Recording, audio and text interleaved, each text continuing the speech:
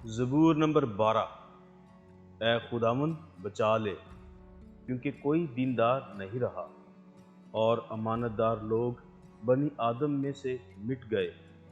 وہ اپنے اپنے ہمسایہ سے جھوٹ بولتے ہیں، وہ خوش آمدی لبوں سے دو رنگی باتیں کرتے ہیں۔ خداوند سب خوش آمدی لبوں کو اور بڑے بول بولنے والی زبان کو کاٹ ڈالے گا۔ وہ کہتے ہیں، ہم اپنی زبان سے جیتیں گے، ہمارے ہونٹ ہمارے ہی ہیں، ہمارا مالک کون ہے؟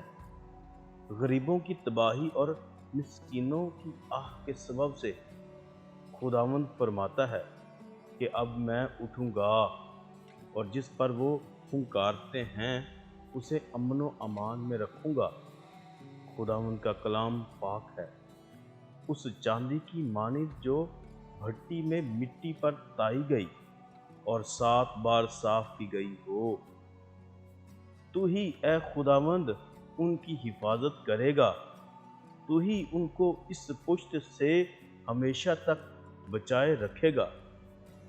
جب بنی آدم میں پاجی پن کی قدر ہوتی ہے تو شریر ہر طرف چلتے پھرتے ہیں۔ خداوند کے پاک کلام کے پڑھے سنے جانے پر خداوند کی برکت ہو۔